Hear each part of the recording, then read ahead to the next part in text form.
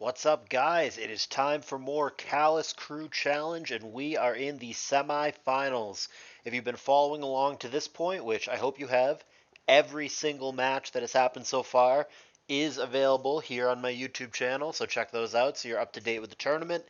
If you've been following so far, you know who's in these semifinals and you know what is at stake. At the time of this narration, our prize pool has jumped to over $1,300, which is really, really good for a first year, just starting out tournament. And only the winning team wins that money. Second place gets nothing.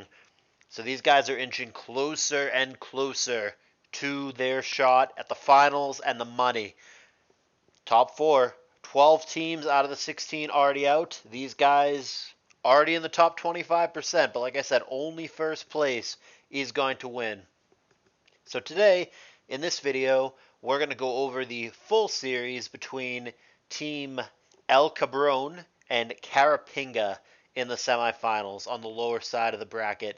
Starting with this match, which, because it's this tier, I'm just going to go ahead and click now, because you know that I'm not going to be able to narrate this. So it is Blunder for El Cabron alongside Poick and Aim, and then it's Bush Tush for Carapinga alongside Keenix and Solwind.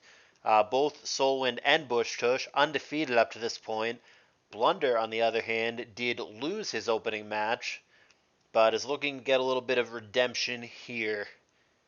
He didn't actually get to play his second match because his teammates won before he needed to. So Bush Tush has been on quite the tear. He did just win some tour, Smogon Tour, OST, OLT. I can't, they're all the same to me. But he won one of those, and it was a current gen tour, so certainly knows what he's doing, but hard to bet against Blunder as in general, just one of the all-time great fairy gen players. And this one, in real time, pretty quick. Just 20 turns, Blunder's going to take it. This is all the games that you're going to see today, all the matches, are in the order in which they actually occurred in real time.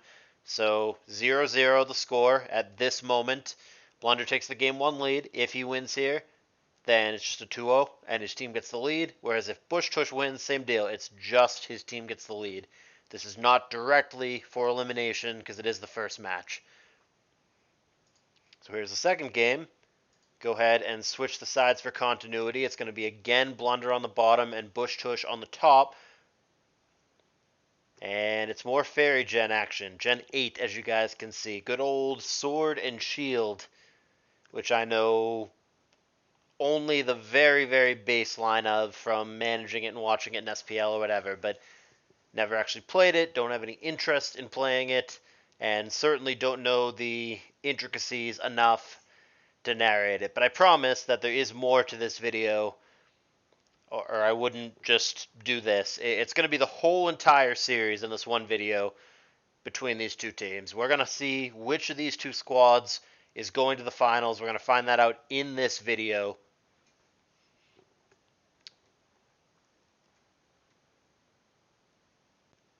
Waiting, waiting.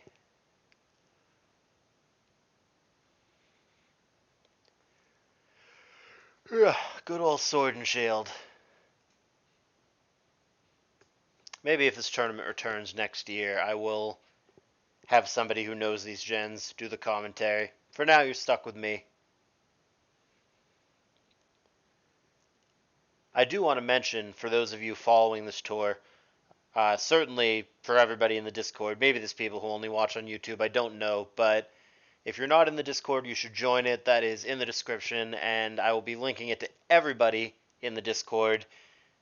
Everybody who watches this tour, I'm going to have a feedback survey at the end. It's going to have a bunch of questions about every aspect of the tour.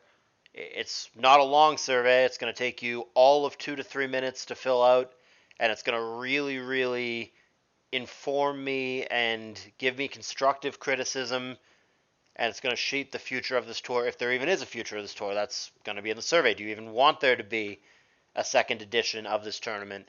So I'm going to want everybody to fill that out. It's really important that you do. It hasn't come out yet. I'm going to release it at the end of the tournament, but please get in the Discord if you're not there already, and if you are there, I'm going to give an @everyone ping at the end and ask you guys to do the survey, and I would really, really appreciate everybody in the Discord to give me their feedback. In the meantime, Blunder did end up winning this game, so he's going to get a 2-0 series victory over Bush Tush, and that's going to have his team, El Cabron, with a 1-0 match series lead over Bush Tush's team, Carapinga, which leads us here. So this now is going to be a Gen 3 match. This is between Kenix as Free Carapinga. That's a name because he happened to get banned on this day, which is unfortunate. And then it is Poick on the top side. Should Kenix win this match, which he needs to or his team is eliminated, the remaining match is going to be Soulwind and AIM in RBY.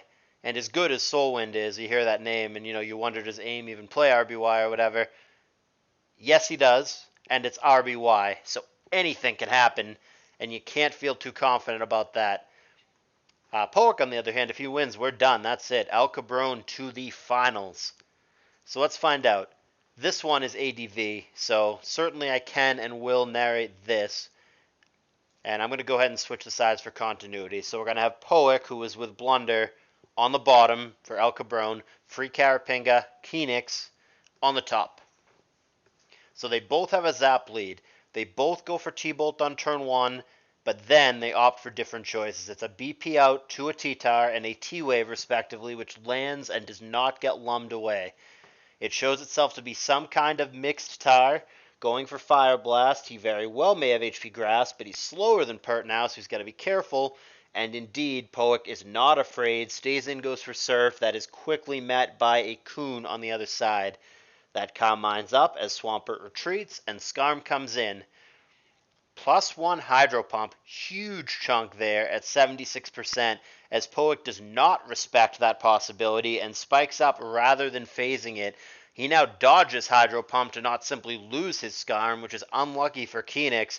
That easily, 80% of the time in fact, according to my math, could have been a dead Skarm, but he manages to avoid it. So, we have Loom on Skarm now. Skarm doesn't like that.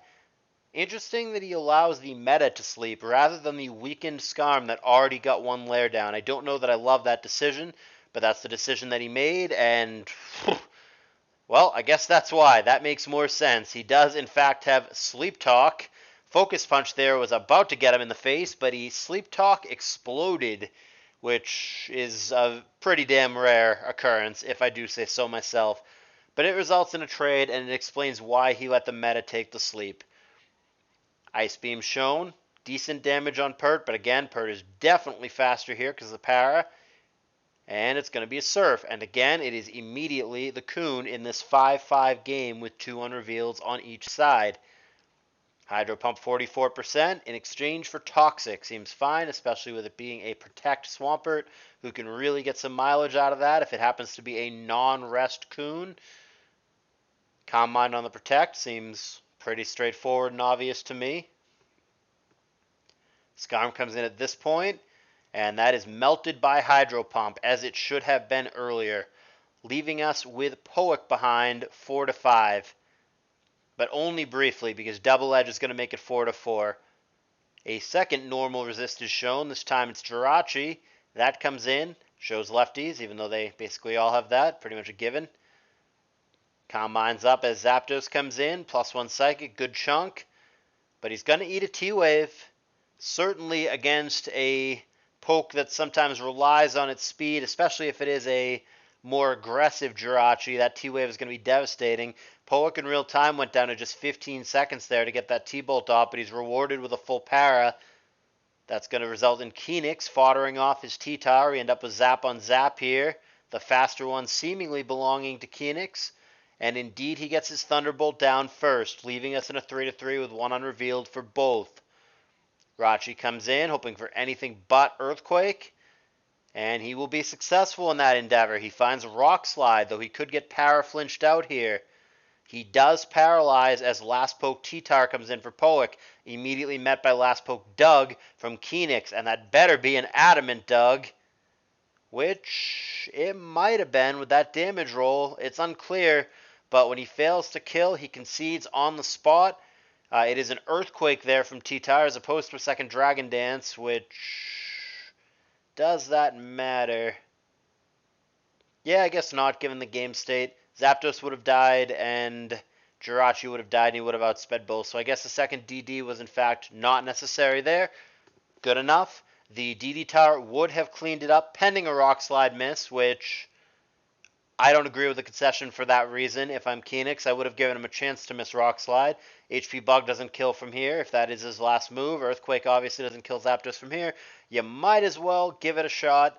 See if he can dodge Rock Slide. 10% of the time you will, and maybe you can still win. So maybe a little premature for Phoenix, but nevertheless, Poick does take game one. And again, if Poick wins, we're done. Phoenix's team, Carapinga, is out, and Poick's team, alongside Blunder and Aim, El Cabron, will go to the finals. So Phoenix is going to have to win 2 in a row, and then it'll come down to Solwyn and Aim in RBY action for a spot in the finals. Here's game 2. Switching sides. Poick on the bottom, free Carapinga, that's Phoenix on top. Jinx lead, very different from before, meeting a Coon lead, which becomes Blissey. And I think Phoenix is not a happy camper when he sees Mean Look on the Blissey switch in. Must know instantly that she's going to die. There's Perish Song, couple S-tosses, fine and well, but a wonderful trade here for Poick. It's going to be Jinx trading for Blissey, which in and of itself is very good, and insult to injury, he managed to sleep the Coon as well.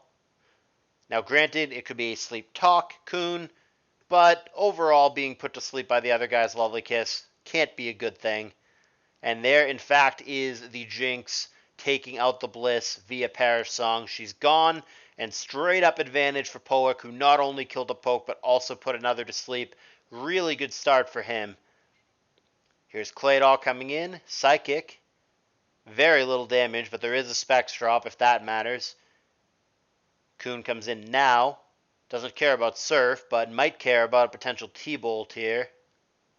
And there is a T-Bolt, but it's going to whiff on Claydol, so good scouting there for Phoenix. However, he gets cued and stays in for Surf. It is trying to trade, and he's successful in that endeavor. Explosion trades with Starmie, leaves us in a 5-4. But trading 1-for-1 when you're behind, generally not a winning play. Poick, I think, is fine with that, though he did lose his spinner of note, while the Spiker, which he knew about on the other side, is still alive. So he's going to have to deal with whatever amount of spikes comes down.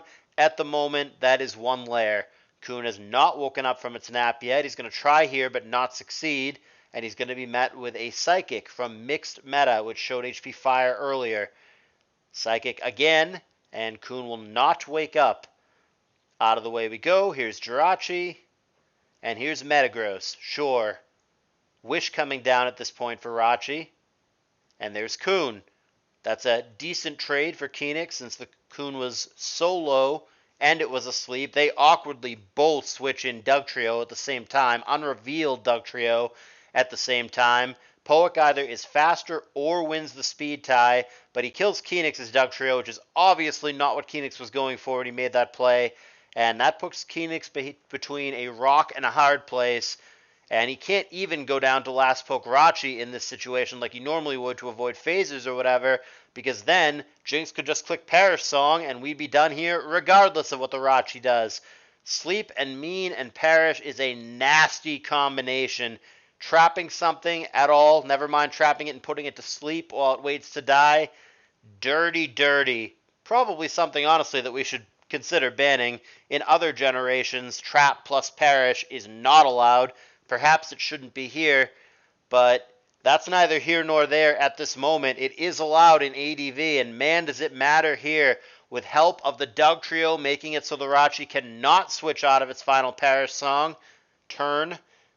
Yeah, I mean, sure, you get the Ice Punch out, but Rachi's dead, and there's nothing that Phoenix could have done to prevent that. That leaves him with only Skarm against two Mons that both know Thunderbolt. That doesn't seem like a winning position, and indeed, Gengar clicks Thunderbolt, gets it done, and Phoenix is going to be down and out 2-0. It is going to be Poick with the victory here. You guys saw Blunder win before this, and that is that. Solwind will not even get a chance. Solwind 2-0 up to this point will not get a chance to bail his team out. It's going to be Blunder and Poick. Poick is now 3-0, by the way. taking care of business and sending their team, El Cabron, to the finals. And Carapinga, the team that took out tournament favorites TSA, ABR, Star, and TDK in the opening round and looked very promising on the back of an undefeated Soulwind, they are going to be out. Big money now. One match away, or one series away, rather, for El Cabron. The big question is, who will their opponent be? And in real time, these matches played out before the other series even started. So just like you're seeing it on YouTube, this whole series is done while the other series is at 0-0. Who will their opponents be? Will it be Shady Mofos or will it be French? You're going to see that series match by match in its entirety coming up next. But in the meantime, hit that like button. Please consider subscribing if you've not done so already. Please get involved with this tournament. Join our Discord server. We even have a cool new cat pictures section if you have a cat. And cats are very cute. And I will see you guys in the next video.